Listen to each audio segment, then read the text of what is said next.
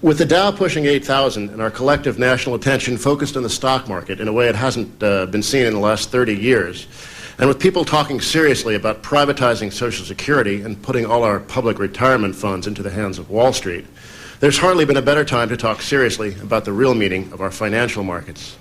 Admittedly, what I'm about to say goes against the grain of the current thinking, if you can call it thinking, a point I'll return to at the end of this little talk. What, to use the geographic cliche, is the relation between Wall Street and Main Street, or between finance and the real world? In mainstream economics, and actually a good deal of orthodox Marxian economics for those of you who care about such things, the real is what matters, and money and finance are either subordinate or peripheral to the real. Insofar as economists consider money and finance, it's in a fairly mechanistic fashion. The effects of changes in interest rates, say, on real investment.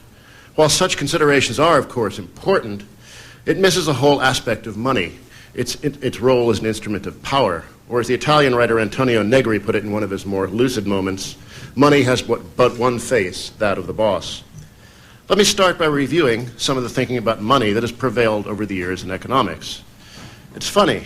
Most academic economists today don't read anything published after 1980 or maybe 1970 if they're of a historical bent.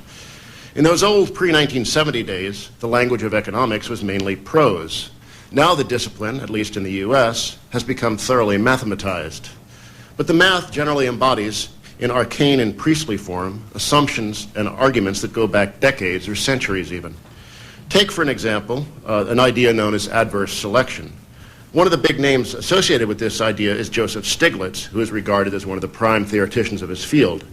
Stiglitz, formerly an academic, recently left the President's Council of Economic Advisors to become chief economist of the World Bank. While he was an academic, Stiglitz published a famous series of papers arguing, almost entirely in math, that high interest rates can cause perverse effects.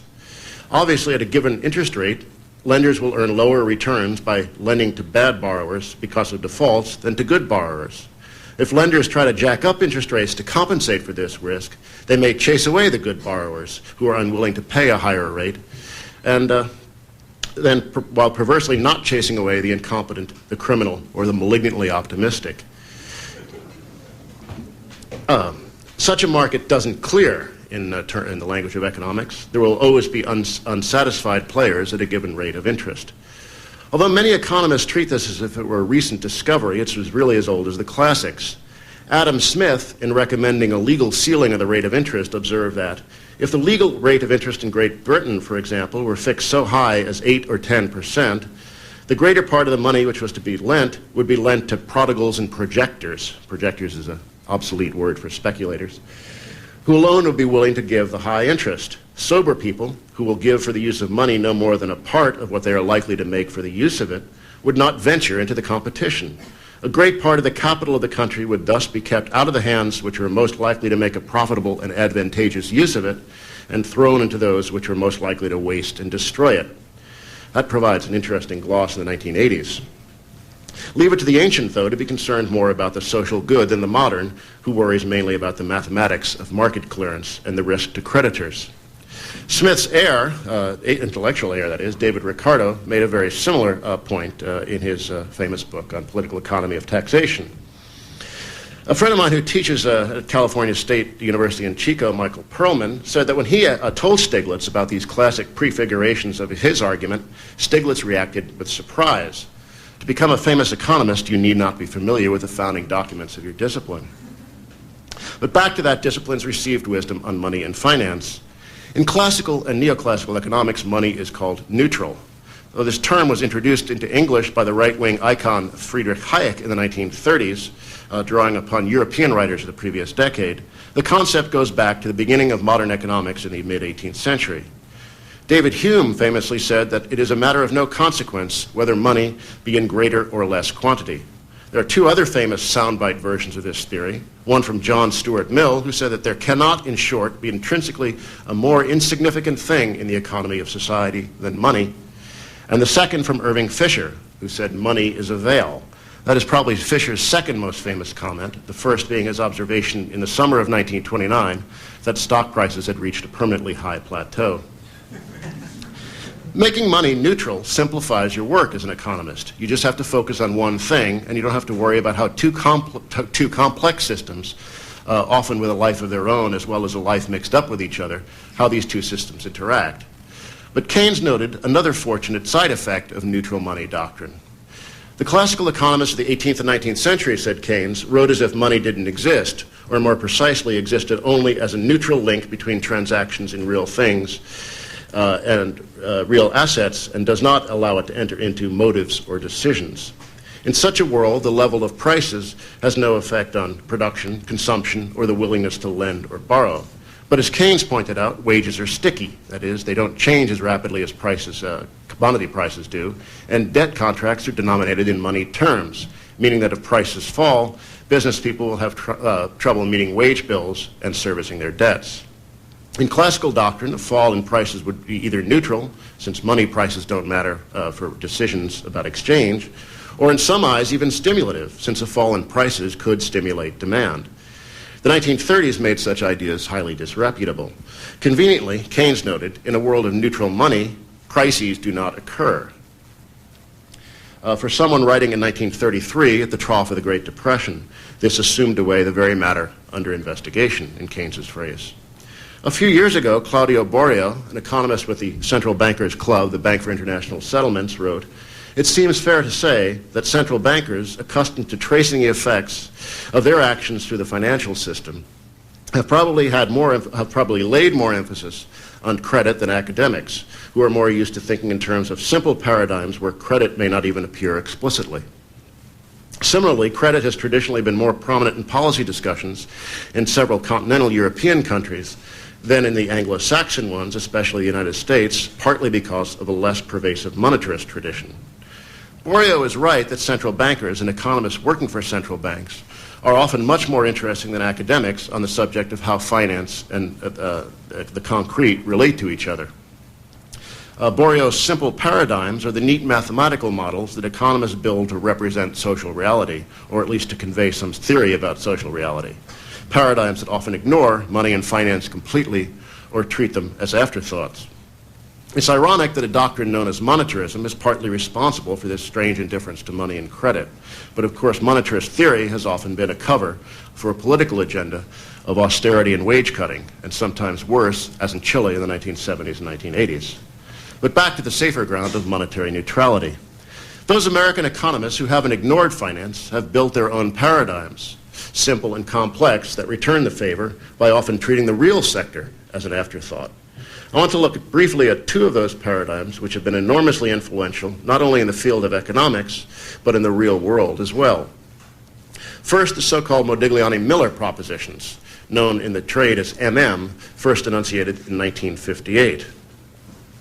Incidentally, the American Economics Review's publishing staff found this paper a bit of a typographical challenge. They weren't used to setting so many mathematical expressions in an article. Of course, 40 years later, that seems very quaint. But the MM proposition boiled down to the assertion that the capital structure of a firm, that is, the mix of debt and equity on its balance sheet, didn't really matter. In the world before MM, that naive world before sophisticated theory corrected unsophisticated practice, it was thought that firms could increase their stock market value with the judicious use of leverage or borrowing. Firms that didn't borrow were then possibly missing profit opportunities. As long as the return from an investment project was higher than the interest rate paid for the outside capital, it made sense to visit your banker or your bond underwriter to arrange the use of someone else's money. But after a certain amount of borrowing, things would get a lot riskier. Opportunities to earn rates of profit higher than rates of interest don't grow on trees. And a firm with a lot of debt in its balance sheet starts looking risky to the outside world. A recession or a bad turn of luck could turn into an over-leveraged firm into a bankrupt. So the goal of the financial managers in the pre-MM world was to find the ideal leverage point and try to stay there. MM dismissed this as nonsense, saying that the market value of any firm is independent of its capital structure, and the average cost of capital for any firm is completely independent of its capital structure. Or as Miller put it in an interview, when he won the Nobel Prize, I think, you can't make yourself richer by shifting money from one pocket to another. The MM thesis became so widely accepted in the academic literature that interest in the relation between finance and the real world faded to near invisibility. Economists like this for a couple of reasons: its formal elegance, its neat theoretical appeal, and the fact that it simplifies statistical model building, since you could just forget about finance instead of adding a whole new set of equations. To anyone who knows how much economists rely on neat statistical models and how little on actual observation of the real economy, this is no surprise.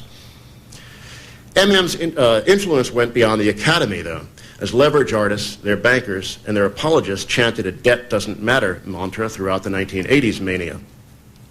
Forgetting the message of the 1958 paper about how debt really can't make you better off, another MM, Michael Milken, used the theory to convince people that debt didn't hurt either, and that thanks to the tax deductibility of interest payments could actually make you better off if you went deep into hock.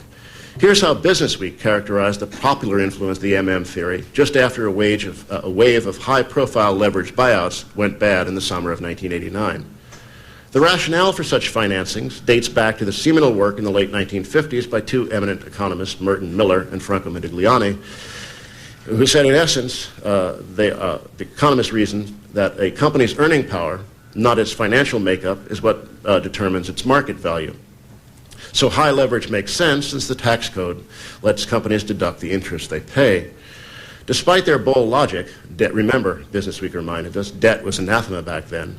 It was more than 2 decades before their ideas took hold, and that was largely through Mike Milken's canny nurturing of the market for less than investment grade bonds, that is, junk bonds. Similar arguments, without the overlay of skepticism inspired by the sequence of leverage disasters in that summer of 1989, were common in the business press throughout the 1980s.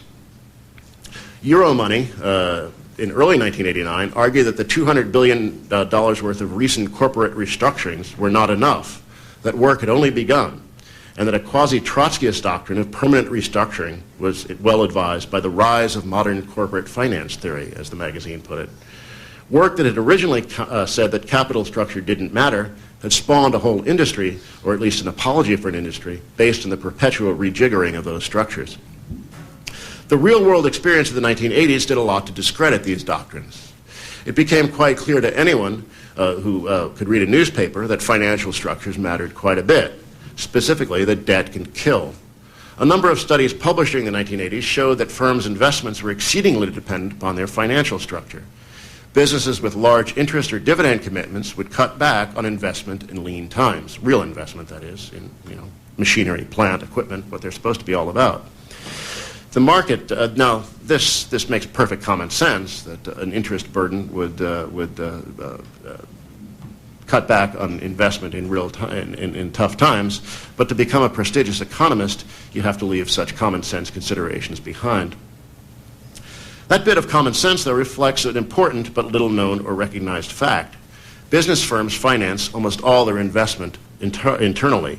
In myth, common to both academics and New York Stock Exchange PR officers, the capital markets transfer the capital of savers to cash-short investors, who in turn thrust the proceeds into productive activity. But in fact, little real investment, or surprisingly little real investment, is funded on these markets. Corporations fund almost all their capital expenditures through their own profits and depreciation credits. Since 1952, internal funds have covered 91% of capital expenditures, and since 1990, 96%. Firms do borrow, yes, but much of that borrowing has been used not to finance investment, but to finance mergers and acquisitions. Firms rely little in the aggregate, when all is said and done, on stocks.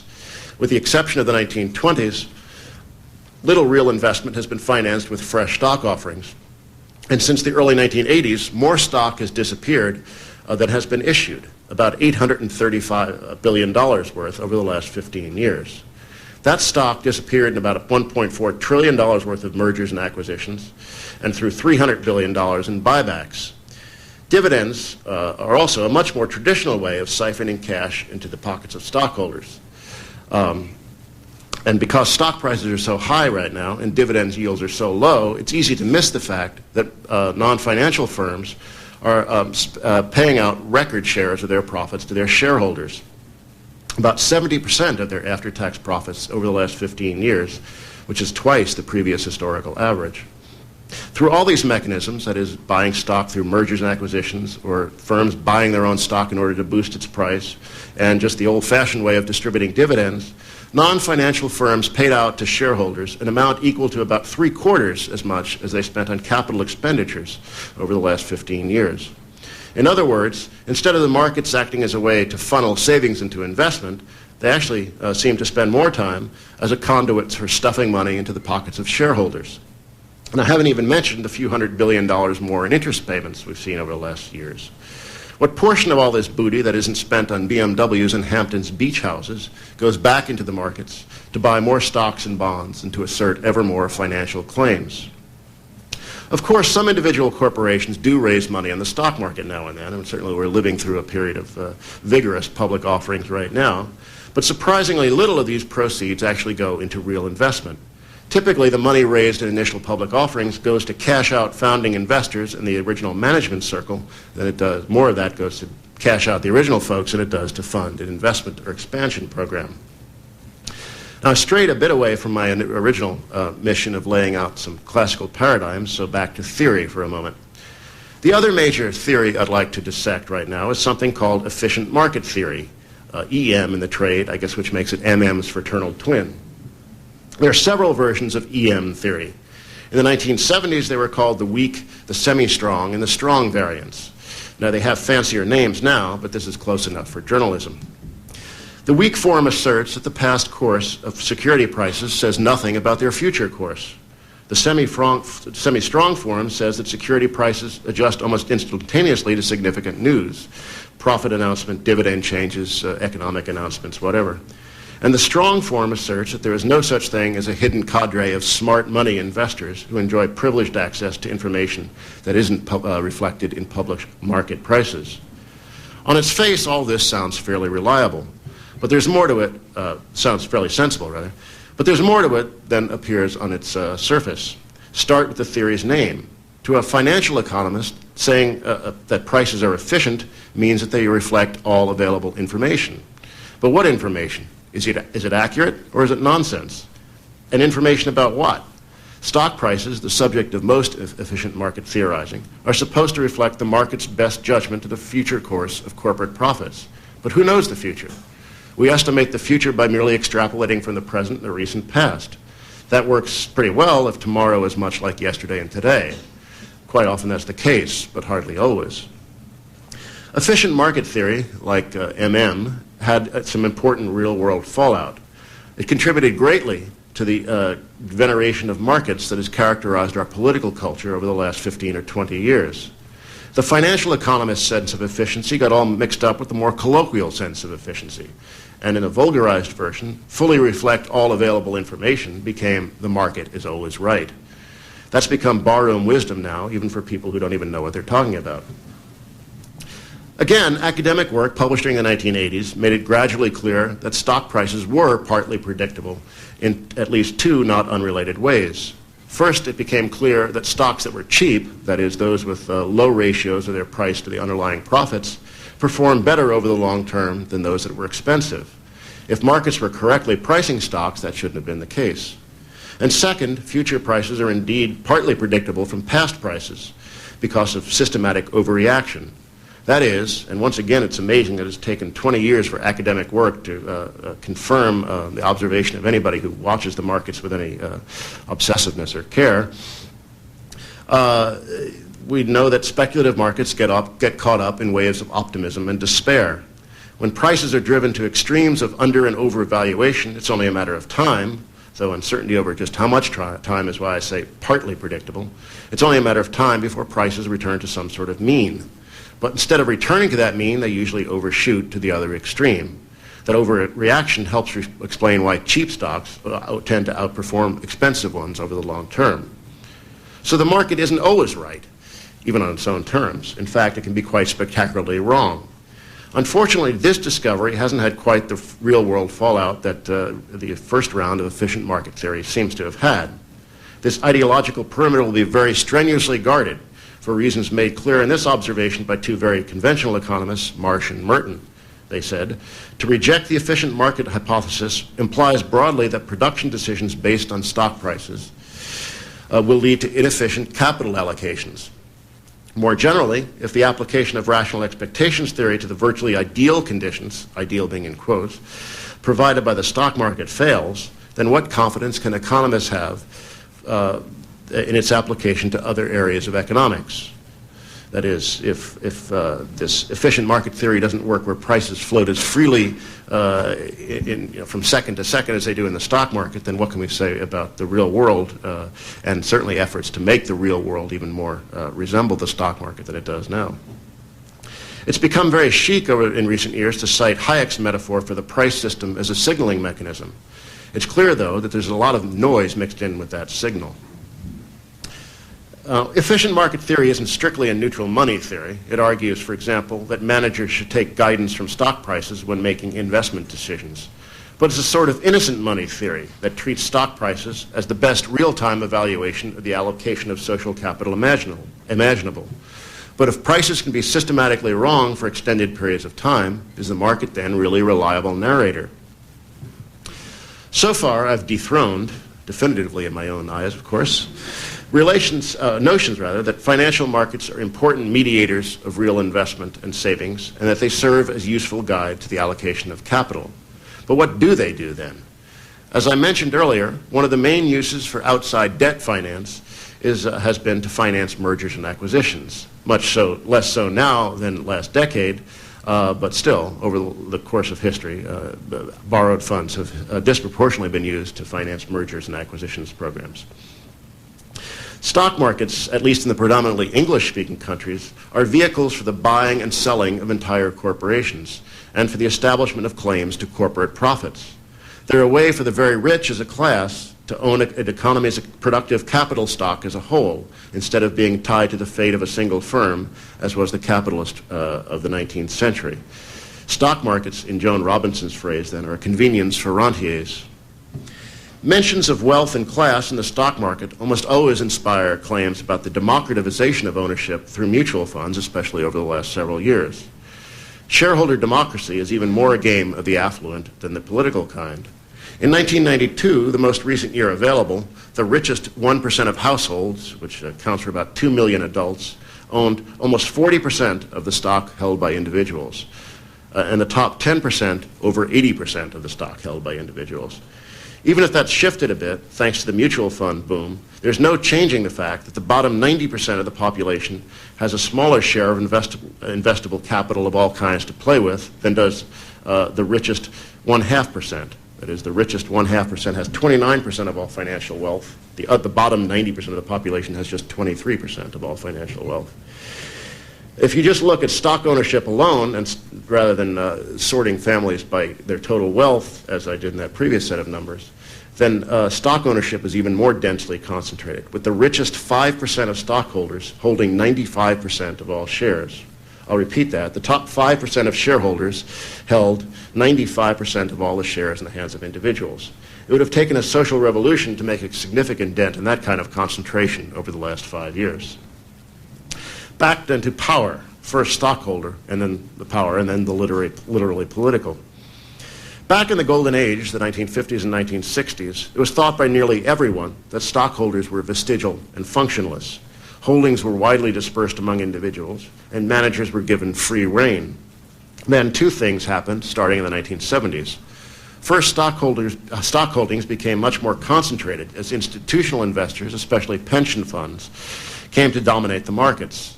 And second, economic performance deteriorated, and with it, corporate and stock market performance. By the late 1970s, a rentier rebellion was brewing. And rentiers, I think that's a word that's fallen out of common usage, but they're people who live on the income from investments, that is, income that is paid to them through dividends and interest in particular. Along with all the free market innovations of the political realm, like tight money and deregulation, came disruptions in managerial autonomy coming from the financial side. In other words, the stockholders who had been vestigial in the 50s and 60s really started asserting themselves by the late 1970s. At the turn of that decade, the 70s into the 80s, Kohlberg-Kravis-Roberts started doing its earliest leveraged buyouts. They were quite prudent on their own terms in the early days, with smallish firms as the target and involving reasonable amounts of debt at reasonable purchase prices. But as the decade wore on, the deals became bigger, more expensive, more grandiose, and less focused. But in all cases, the idea was that financiers and a new management team, with a tight owner-manager circle taking the place of a conventional large public firm, could do a better job than the entrenched pre-existing managers. Debt would act as an incentive to pare costs. Slimmed-down firms with a new lease on life would then be offered to the public again at great profit to the leverage artists. At the outset, things worked pretty much as they were supposed to. There was no great productivity boom, either at the firm level or the level of the entire economy, but as the deals went on mostly as planned. But starting around 1986, grandiosity gained the upper hand. There were fewer appropriate targets, the deals got too expensive, and the debt burdens got too heavy. Around 1989, it became clear that the leveraged buyout formula wasn't working very well anymore.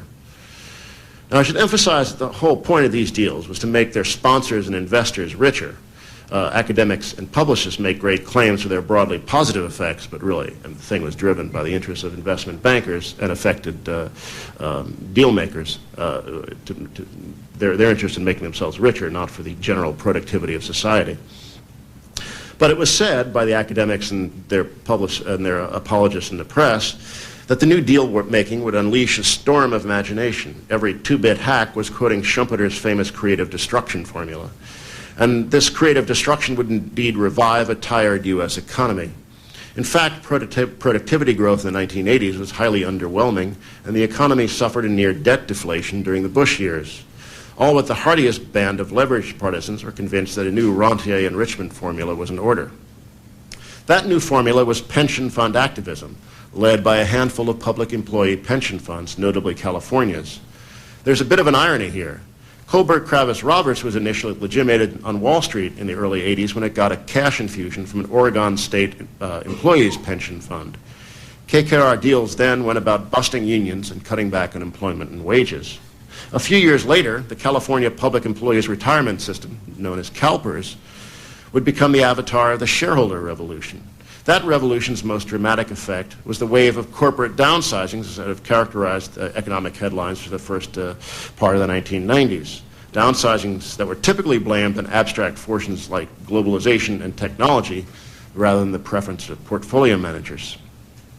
Though CalPERS worked mainly with short lists of underperforming firms, the message wasn't lost on other managers. By 1993, it was pretty clear that the quickest way to add 5 points to your stock price was to come into work in the morning and announce 10,000 layoffs. Now, it'll be interesting to see how this new shareholder assertiveness plays out during the next recession, whenever that happens. Will the rentiers demand cutbacks to sustain profitability in stock prices, or will they be more patient? Rather than hazard an answer to this question, I'll take heed of a Wall Street aphorism: never predict anything, especially the future. So, concluding from all these, from this argument so far, I would say that the stock market serves as a mechanism through which a small group of individuals and professional money managers come to assert ownership and control over the entire productive apparatus of the U.S. economy. The standard downsizings and explanations for the standard downsizing like to blame abstract forces, globalization, technology. But in fact, the proximate causes are really the preferences of portfolio managers who want higher profits and higher stock prices. Now, sometimes you hear it said that all this benefits ordinary folks in the end because they may lose some jobs, but in the long term, their mutual fund and pension fund holdings will benefit from an expansion in price. First of all, this argument ignores the intense concentration of financial wealth. Most of us have little or nothing in the way of financial assets. And even fewer than half of U.S. workers are covered by a pension plan. So that alleged spillback is very limited in the first place. But even conceding that, it's a pretty strange trade-off that asks people to exchange a possible few extra points in return on their pension fund on which they might draw something 30 or 40 years down the road, exchange that for a working life full of insecurity and wage stagnation. And now to political power. Let's leave shareholder power behind for now. Wall Street's political power becomes especially visible during fiscal crises, domestic and international. On a world scale, the international debt crisis of the 1980s seemed for a while like it might bring down the global financial system. But as it often does, finance was able to turn a crisis to its own advantage. While easy access to commercial bank loans in the 1970s and 80s allowed countries some freedom, some developing countries, some freedom in designing their economic policies, much of it misused, some of it not, the outbreak of the debt crisis in 1982 changed everything. In the words of Jerome Levinson, a former official of the Inter-American Development Bank, to the U.S. Treasury staff, the debt crisis afforded an unparalleled opportunity to achieve in the debtor countries the structural reforms favored by the Reagan administration. The core of these reforms is a commitment on the part of the debtor countries to reduce the role of the public sector as a vehicle for economic and social development and rely more on market forces and private enterprise, domestic and foreign. Levinson's analysis is seconded by Sir William Ryrie, who then, a few years ago, was the executive vice president of the International Finance Corporation, which is the World Bank's private sector, sort of an in-house investment bank. It's the World Bank's private sector arm, it's usually referred to as. Ryrie, in a speech, said the debt crisis could be seen as a blessing in disguise, although he admitted that the disguise was a heavy one.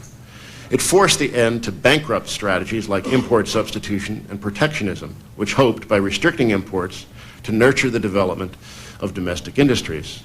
Ryrie went on to say, much of the private capital that is once again flowing to Latin America is capital that was invested abroad during the run-up to the debt crisis. As much as 40 to 50 cents of every dollar borrowed during the 70s and early 80s may have been invested abroad. That money is now coming back on a significant scale, especially in Mexico and Argentina. That was said just before the Mexico crisis of 1994-95. In other words, much of the money that was borrowed in the late 70s and early 80s was skinned by ruling elites, parked profitably in the Cayman Islands and Zurich, and then third world governments and their citizens were left holding the bill. When the policy environment changed, some of that money came back home, often to buy newly privatized state assets for a song. That millions suffer to service these debts seems to matter little to Ryrie or his colleagues at the World Bank. Despite desperate southern governments had little choice but to yield to their bankers and bureaucrats in the northern countries. Import substitution was dropped, state enterprises were privatized, and borders made porous to foreign investment. After Ryrie's celebrated capital inflow, Mexico suffered another debt crisis in 1994 and 1995, which was solved using the U.S. government and IMF guarantees to bail out Wall Street banks and their clients, and thereby creating a deep depression in Mexico. So to make the debts good, ordinary Mexicans would have to suffer, and once again, the debt crisis could be used to impose yet another fresh set of policy reforms desired in the creditor countries. These fortunate uses of crisis first appeared in their modern form during New York City's bankruptcy workout of 1975. This is no place to review the whole crisis, but just let it be said that suddenly the city found its bankers no longer willing to roll over its debts and extend fresh loans. The city broke, couldn't pay. In the name of fiscal rectitude, public services were cut and real fiscal power was turned over to two state agencies, the Municipal Assistance Corporation, MAC, famously chaired by Felix Rohatyn, and the Emergency Financial Control Board, since made permanent with the emergency dropped from its name. Aside from the most routine municipal functions, the city essentially no longer governed itself. A committee of bankers and their delegates did, Rohatyn first among them. Rohatyn, who would later criticize Reaganism for being too harsh, was actually the director of its dress rehearsal in New York City in the late 1970s. Public services were cut, workers laid off, the physical and social infrastructure left to rot. But the city's bonds, thank God, were paid, although not with a little melodrama, gimmickry, and delay. The city was admittedly borrowing irresponsibly, though the lenders, it must be said, were behaving irresponsibly as well. But when a bubble is building, neither side has much of an incentive to stop its growth. But when it broke, all the pain of adjustment fell on the citizen debtors. That pattern would be repeated in the Third World throughout the 1980s and 90s, and in many U.S. cities over the next 20 years, and most recently with the urgency to balance the federal budget. Now, obviously, the bankers have the advantage in a debt crisis. They hold the key to the release of the next round of post-crisis finance. Anyone who wants to borrow again, that includes nearly everyone, must go along. But that's not their only advantage. The sources of their power were cited by Jack Friedgut, who was the chief negotiator for Citibank during the New York City crisis. We, the banks that is, had two advantages over the city and its unions.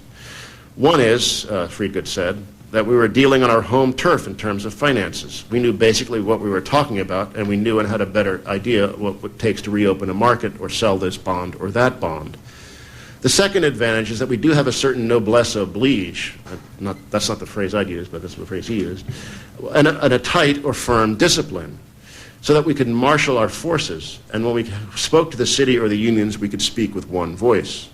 Once a certain basic process has been established as an environment in which our intellectual leadership can be tolerated or recognized, we're able to get things effected. That's plain from Friedgut's pretty candid language that to counter this, one needs expertise, discipline, and the nerve and organization to challenge the so-called intellectual leadership of the bankers. I'm told that the union's principal financial advisor at the time didn't understand the budget at all and just deferred to Rowett and his colleague bankers, whom they trusted to do the right thing. And politically, the unions were weak, divided, self-protective, unimaginative, and with no real political ties to ordinary New Yorkers. So it's easy to see why the bankers won. But what was at stake in New York was no mere bond market concern. In a classic 1976 New York Times op-ed piece, L.D. Solomon, then the publisher of New York Affairs, wrote, quote, "Whether or not the promises of the 1960s can be rolled back without violent social upheaval is being tested in New York City. If New York is able to offer reduced social services without civil disorder, it'll prove that it can be done in the most difficult environment in the nation. Thankfully," Solomon concluded, "the poor have a great capacity for hardship." Behind that fiscal crisis then lurked an entire elite agenda, that is, rolling back the promises of the 60s in Solomon's phrase, and one that has been quite successfully prosecuted in subsequent crises ever since. But since these are typically fought in the bankers' terrain using their language, they instantly win the political advantage as the non-bankers retreat in confusion, despair, or boredom in the face of all those damn numbers. At the national level, rampant borrowing by the U.S. government throughout the 1980s and the early 1990s stimulated a boom for a while, but ended with the austerity packages of the mid-1990s and now the budget agreement of 1997. Tripling the outstanding load of federal debt not only made Wall Street a lot of money, underwriting, trading, and holding the bonds, it greatly increased rentier influence over policy. The opinion of the markets, that is, the richest 1% to 2% of Americans and the professionals who handle their money for them, the opinion of these markets is now the final word on all economic and social policy. Liberals and populists who are sanguine about debt financing should recall Friedgut's words: creditors speak with one voice and they're able to get things effected. Those effects generally involve enriching the creditors at the expense of everyone else. Finally, after this diatribe, I should probably address the current mood of American triumphalism, which holds that our freewheeling financial system and labor markets are a model for the rest of the world. This mood was behind the Clinton administration's strutting behavior at the recent Denver G7 summit.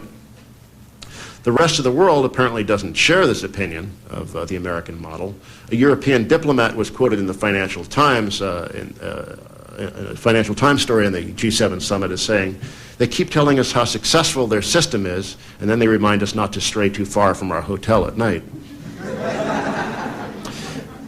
But the assumption behind the American mood of triumphalism is that all those cosseted old ways of doing business, welfare state-ish as in Western Europe, or regulated and planned as in Japan, have been discredited by the present U.S. business cycle expansion. Now, it can't be denied that by most conventional measures of all, that is GDP growth, the U.S. has done far better than its major rivals, at least over the last several years. Now, let's ignore for now all those soft-hearted concerns like environmental damage, impoverishment, and polarization, at which the U.S. also excels. And let's ignore, too, the fact that for the previous 40 years, the Japanese and European economies rapidly outgrew the U.S. And let's ignore, too, the fact that the growth rates seen in East Asia, in general, over the last 30 to 40 years, are absolutely unprecedented in the history of capitalism. 3 to 4 times the rates of growth clocked by Britain and now the U.S. during their rise to wealth in the early 19th, the 19th and early 20th centuries. And most of those Asian countries have grown this rapidly by ignoring all the free market precepts beloved by U.S. pundits and policymakers and their friends at the World Bank and in various editorial pages. But has U.S. performance really been so spectacular, just by the standards of our own history? No, they really haven't. This is by a considerable margin the weakest business cycle expansion of the last 50 years. Investment levels are mediocre, and worse than mediocre if you strip away investment by financial firms and just look at real-world businesses. It seems that an awful lot of the high-tech gadgetry celebrated by cybertopians is being deployed in stock and bond trading rooms, enterprises whose contribution to human welfare is pretty hard to measure.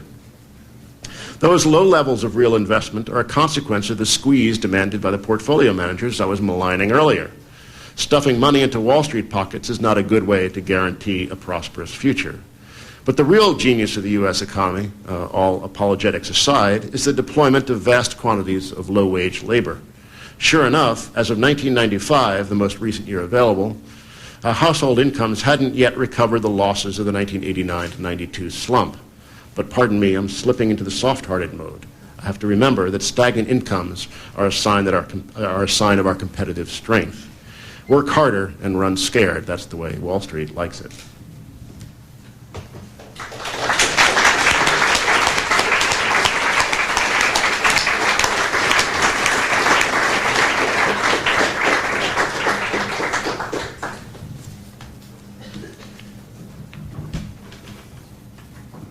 Questions? Number one, will a transcript of your talk be available if I send you a stamped addressed envelope? Sure. Okay. Yep. Number two, your opinion on a couple economists, Robert Heilbroner and Paul Samuelson. I'd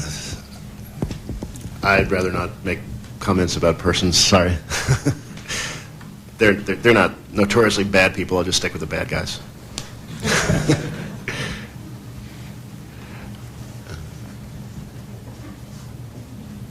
Obviously, the intellectual ascendancy of the rentiers and their apologists are not the sole reason that things are going the way they are. The first 2 years of Mitterrand are often brought out as an example of politicians can't really fight the markets. Is that the appropriate conclusion of that episode? It depends. I mean, they can fight the markets if they want to have a serious break with the orthodoxy the markets represent. Obviously, Mitterrand didn't want to do that. I would say, though, that if several countries in Europe were to undertake a similar policy at one time, or say there was a rebellion against the stringent standards of the Maastricht Treaty, then that would make a difference. But I think it's very difficult for one country, even one as big, as powerful as France, to go it alone against the drift of orthodox policy. Maybe the United States could get away with something like that because the United States makes its own rules, but for even a country as rich and powerful as France, it's very, very difficult to go against the grain. Social democracy in one country isn't even possible anymore, I don't think. What about Europe as a whole? Questions?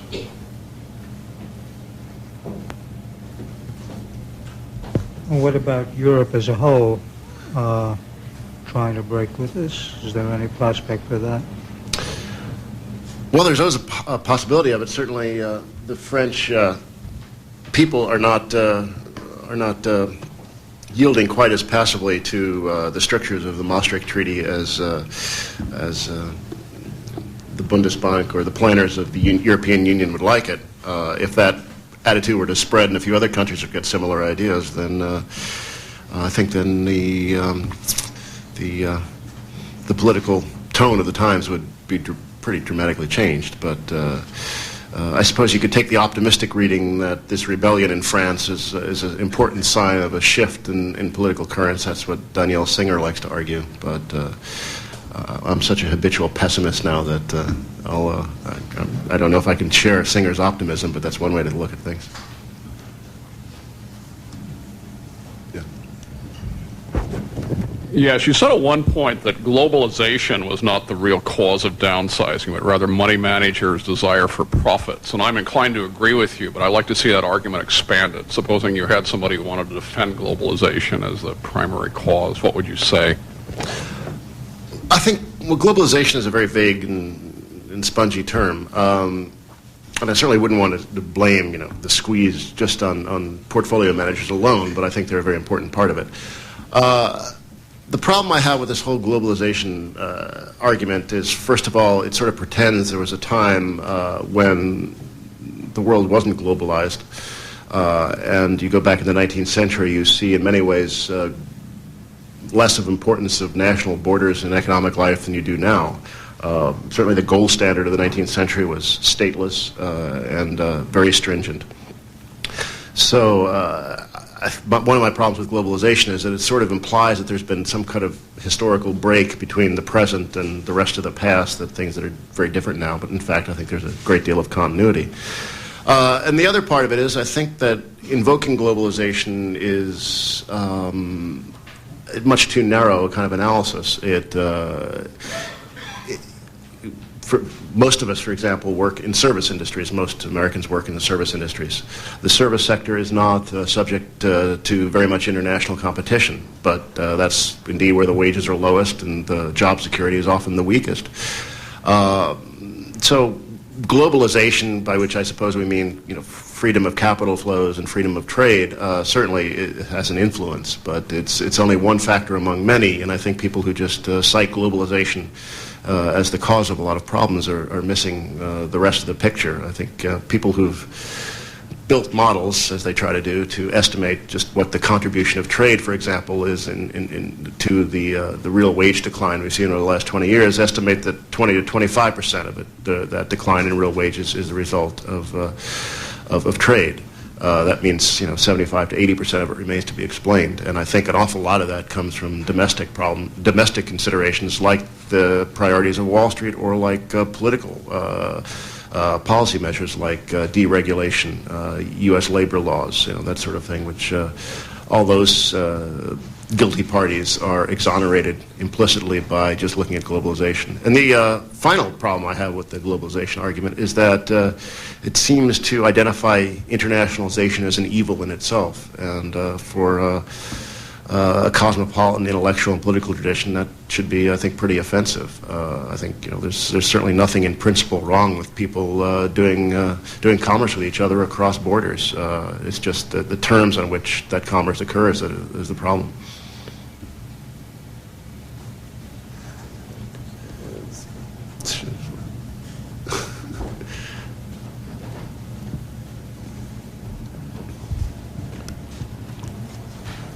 You didn't really talk about this, but I'm curious about your opinion anyway. I've heard some people say that certain drastic drops in the market are manipulated from within. For example, in '87, I don't know if it's true, that the Princeton Endowment Fund lost no money because they knew ahead of time that the stocks were going to drop precipitously. Do you know anything about this?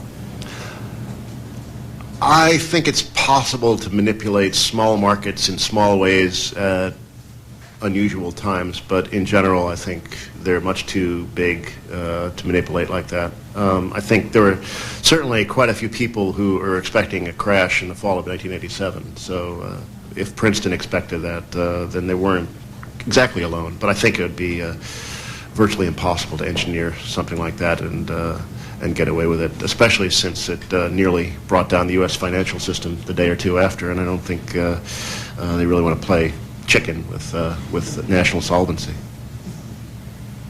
Another alternative that's been proposed about downsizing has been the end of work thesis, which you've trounced in your newsletter pretty regularly.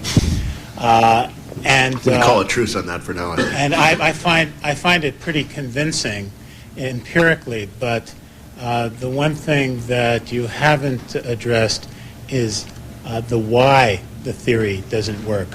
I mean, it seems as if it ought to work, but empirically it's not working.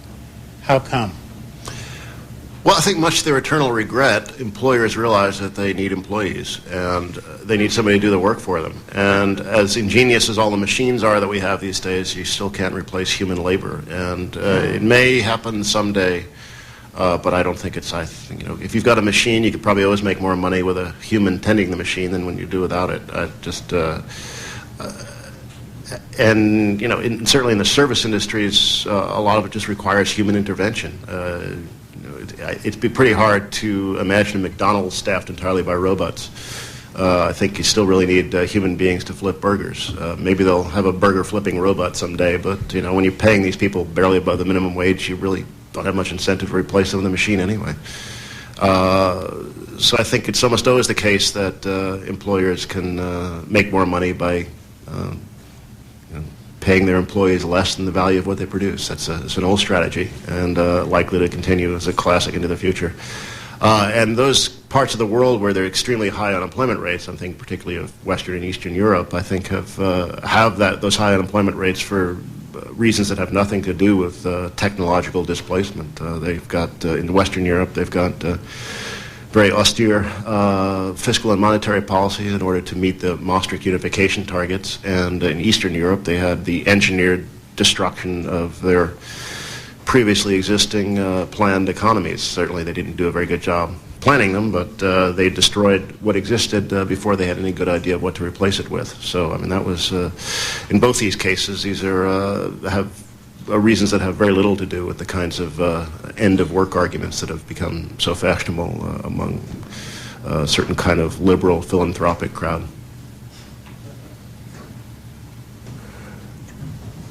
Yeah. Someone commented yesterday that 15 of 17 European governments are left of center. It's sort of striking that with all of that presumed power, that they're not doing anything. How was it that Europe, with its welfare states, got trapped in the same sort of policy that the U.S. has? Well, their elite, I think, although the European elite is not too eager to embrace the entire American model, they do seem to be somewhat nervous about the kinds of poverty and crime that it produces.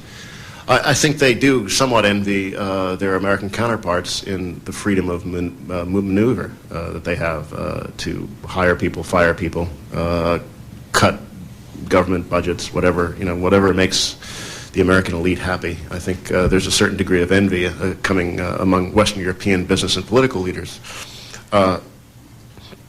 It's possible, though, that the mobilization of the population, as the French example showed, can stop them from doing that. But I think the instinct of even these so-called left-of-center governments in Europe is to go along with this prevailing ethos of marketization of everything. And I think they feel that somehow they're slipping behind the U.S., and the only way to catch up with the U.S. is to be more like us. And for those Europeans who don't think that the end of life is just rapid growth, but actually think that growth is supposed to contribute to improved living standards, I think that the popular acceptance of this agenda may not be as easy as it is here. I was just reading a commentary the other day by Stephen Roach, who is an economist at Morgan Stanley, and he was his commenting on the Denver summit that the American model is nowhere near as popular in the outside world as it is here. And he said the summiteers will be going home to, as he put it, a rising tension between capital and labor. So for a Wall Street economist, especially one as prominent as Roche, to be talking about increasing tension between capital and labor, I think is news in itself. But I think that's really how you explain what's going on in Europe. It's a battle between European capital and European labor, and I don't think the outcome is as certain as it is in the United States, where labor has almost entirely lost. It may revive, but for now it looks to be, if not dead, then sleeping very deeply. Yeah, hitting globalization from the other direction, which is the role of banks. As you talked about in Europe, the high interest rates as a means of making these economies more competitive, reducing their budget deficits and so forth. That playing back to the United States, the Federal Reserve also has a policy which is extreme, does not allow unemployment to go below a certain rate for fear that it will lead to increased wages and reduced competitiveness. And this is what the market is always looking at. It seems that there is this locked force at the very top in terms of central banks, which is worldwide and which has its sway over everybody and everything with no exceptions at this point. I think that's where globalization really has to be understood as the commanding function, and that it's impossible to reply on a national level unless there is some kind of international common set of objectives. Workers will always lose because they will see they have no alternative given the global situation. And you know, I just think that each of our struggles in each of our countries can contribute to breaking the lock, but we have to see that we're part of one bigger picture. Well, it's certainly true, and I think, but as I said before, I think the United States is in a unique position in that whatever happens here has a very profound influence in the outside world. I think the biggest favor we could do the rest of the world would be to shake the grip of austerity here. I think just as the rest of the world imitated Reagan in the early 80s, I think were there to be an anti-Reagan move or an anti-Clinton, I think in a lot of ways Clinton is really the consolidation of Reaganism. Were there to be some sort of consolidated rebellion against that, then you know, that would, I think, really affect the entire world political scene very dramatically. I think, though, it's important to remember that central banks are just part of a financial system, and they respond to the cues from the financial markets. The cause and effect just doesn't go one way. And I think it's also important to point out that the great monetarist crackdown of the 1980s was launched here by Paul Volcker when he became chair of the Federal Reserve in 1979. So it may be globally propagated, but a lot of it was hatched right here in New York City, the New York City-Washington, or the Wall Street-Washington axis. And just to comment on the Fed's attitude towards unemployment, the unemployment rate now, 4.8%, is the lowest it's been since the early 1970s. And it's actually the first time it's been this low and real wages were rising, you know, in a very, very long time. And Alan Greenspan has made it very clear in speeches and in testimony that he's going to tolerate this low unemployment rate only as long as people feel insecure. He's been watching, and he's said this very explicitly. I'm not describing this in an act of reckless paraphrase, but he said very explicitly he's been watching surveys of how secure workers feel. He's watching all kinds of evidences, looking for all kinds of evidence about whether workers feel safe in quitting a job even if they don't have another one. So I think what they like, as I said, and they want you to run scared. And as long as the unemployment rate of 4.8 can coexist with that sense of permanent anxiety, then I don't think the Fed is going to tighten. But I think they've made it very clear that if we're any kind of revival of labor militancy in some sort of formal fashion, or if informally workers were to see the low unemployment rate and start making demands on their bosses, then I think the hammer would come down. For right now, this is the best of all possible worlds as far as Wall Street is concerned. The economy is relatively strong, but people don't feel good about it. So that's just the way they like it.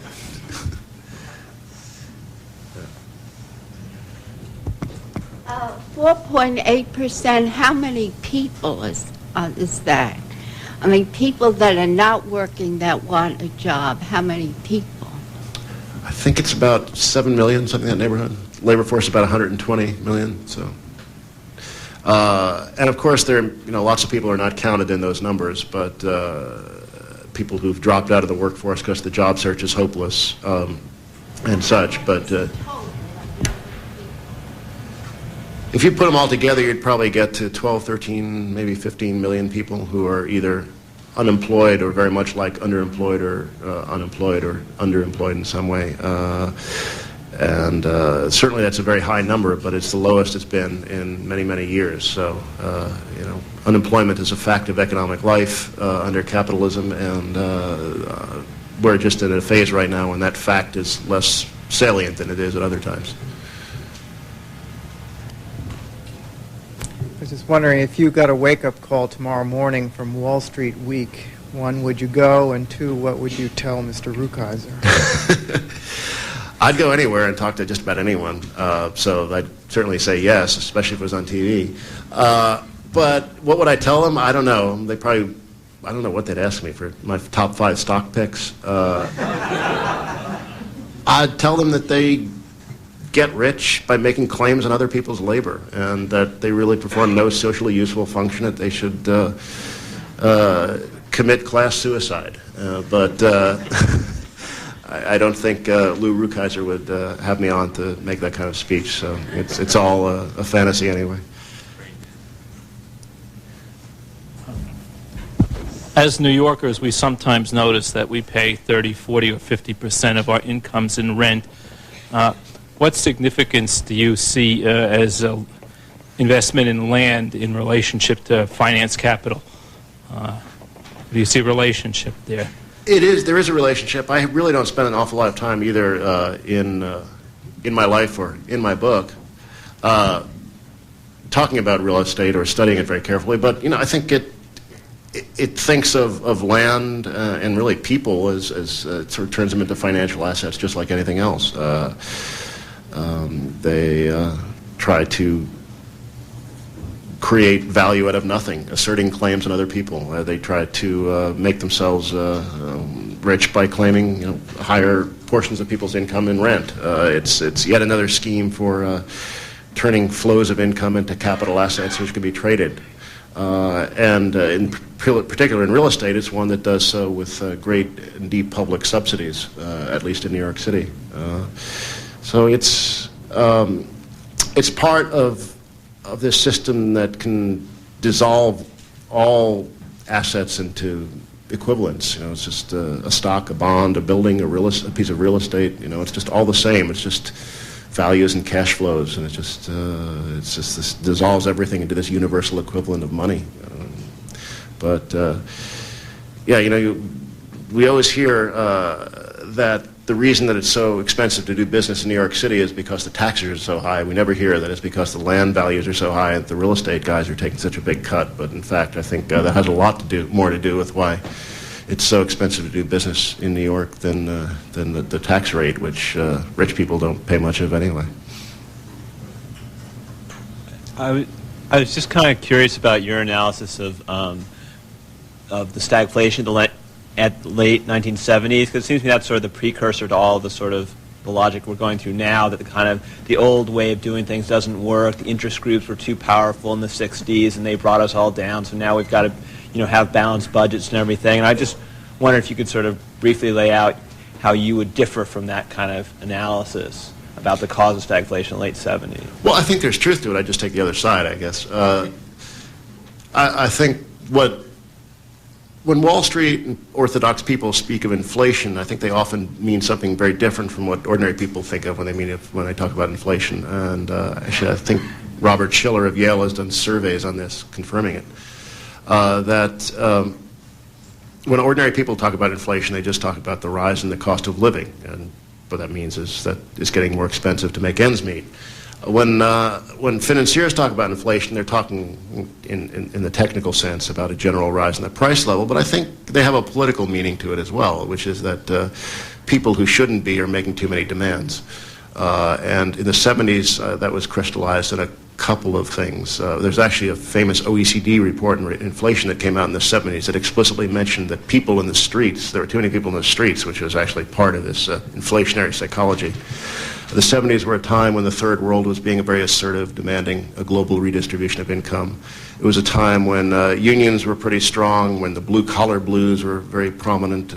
People were disgusted and alienated, and making it quite clear. It was a time when a song like "Take This Job and Shove It" could be on the popular charts.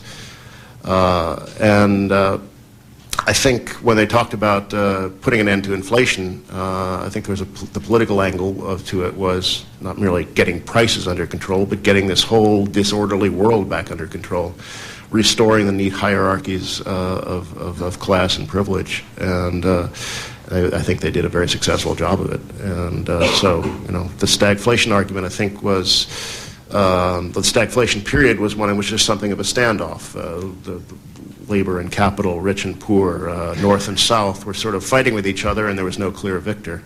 But with 79 and Volcker's ascendancy and then 80, 81 Reagan's ascendancy, it became clear that a whole new level of a whole intensification of the battle had begun, and that was, I think, the beginning of the end of inflation and the beginning of the end of all those kinds of impertinences that the comfortable were objecting to in the 70s.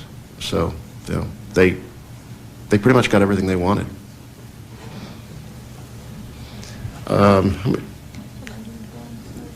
Yeah, another 5 minutes of 2 questions, maybe. Oh, well, okay. But sometimes some problems they create some problems for themselves that have the capability, perhaps, of turning the situation around. How does the fact or the statistic that there's now a shortage of skilled labor in this country? I used to be an English teacher also, and I switch. I work on Wall Street as a technical person, and this is the first time in 10 years that the salaries are moving up because there has developed a shortage of people who can actually, deal with the information systems that they need, etc. So they're moving up, and so some people are moving up, and some older people who probably didn't invest very well are not doing that well with the changes that have come about. So what impact do you think that could have on this system? I mean, the intrinsic problems that they're creating for themselves. I think in the short term, that sort of labor shortage is only found in a couple of industries, particularly like computer programming and those sorts of things. And I think the solution in the short term will be to import more computer programmers from India and Poland, I suppose. If that were to become generalized, if you started hearing similar anecdotes about steel workers or secretaries or fast food workers, then I think there'd be some alarm at a systemic level. But as long as it's confined to just certain areas, sectors, it's not going to become an object of general worry. I think, though, what you started by saying points to, I think, 2 topics of more general concern. The first is what's going to happen over the years as this low level of investment, both in physical capital but also in social capital and education, the reduced access to higher education that people are experiencing now. What that will do to the U.S. economically over the longer term, I think, will be an interesting question. It's sort of we're living through an interesting social experiment right now to see whether this kind of very Wall Street-dominated economy can survive and prosper. I think it's going to take a few years for that to play out, but it's something worth watching. The other thing is, to speak of other contradictions in the system, is that this squeeze on wages and in purchasing power presents problems for an economy as dependent on mass consumption as ours is, where if you start squeezing purchasing power, then where will the money come to buy all that stuff? For the last innumerable number of decades, really it's been going on 40, 50 years, there's been a tremendous explosion in consumer credit, but I think that has become more noticeable over the last 20 as wages have stagnated. And the only way that we've financed an expansion of consumption has been with an expansion of borrowing. And for now, that's been actually to Wall Street's further enrichment. They get it all ways because they get the additional dividends from the fact that employers are squeezing wages, and then they get to lend money indirectly to people through their Visa cards and then collect usurious interest rates in the process. Whether at some point this will become just so painfully contradictory and unsustainable, we'll see. But so far we've been able to avoid any kind of day of reckoning with that one. But it's always something to think about over the longer term. But like I said, in my pessimism, I've been very reluctant to predict that crises will come to a head anytime. Well, I guess there's the last question then. Since apparently the comment of a high Japanese official that really was or really wasn't made can cause Wall Street to go down by almost 200 points in the blink of an eye. Could you comment a little bit about what you think about the medium or long-term prospects of the Japanese economy, which is in the process of trying to recuperate itself from the deflation of the kind of financial bubble that we're seeing right now on Wall Street, and what its possible impact on the U.S. economy might be, because it is true that Japan holds an enormous amount of U.S. debt. Yeah, it's just as to start in postmodern fashion as a footnote to your closing observation. The very large portion of, actually more than 100% of the new Treasury borrowing over the last couple of years has been financed abroad. What that means is that domestic holders have been liquidating their Treasury bonds, and foreign investors have been more than making up the difference. So the United States, even you used to hear a lot of worry about this in the 80s, but you don't hear about it anymore. But the United States does remain heavily dependent upon financing of foreign, but financing by foreign creditors. So while Clinton may be strutting around bragging about U.S. economic performance, we're doing it with funds borrowed abroad in large part, or important part. But I think Japan is probably where the United States was in 1992, 93, maybe with a worse case of it. That is, they had experienced debt deflation, one that was made a lot milder by government intervention, and I think because of that government intervention, it kept it from turning into a 1929-style deflationary collapse. The thing, though, that was very hard for the United States to do in the early 90s, and as Japan is finding now, is that it's once you may be able to prevent a deflation, but it's very hard to get things going again. The Japanese have a terrible hangover. But on the other hand, the Japanese industrial base is still pretty formidable. I think it's people who are writing the obituary of Japan as a major economic power being a little premature. I think they'll sooner or later get themselves off the mat and maybe not be the threatening monster they were in the 80s, but I think certainly Japan is a very formidable economic power to be reckoned with, and will continue to be so. People sort of looking at China all the time now as the new Japan, but Japan is still Japan too. So I wouldn't write them off, and I also don't think that. There's some Wall Street bears and some folks on the left who love to follow Wall Street bears have been pointing to Japanese problems as a portent of a general global collapse, but unfortunately I don't think that's going to happen. Yeah, I think that's... I just want to make two quick announcements. One, that you can carry on this discussion more informally if Doug still has a voice left. We're going to have a party for the book, and there's going to be music, so please stay on. And also to tell you about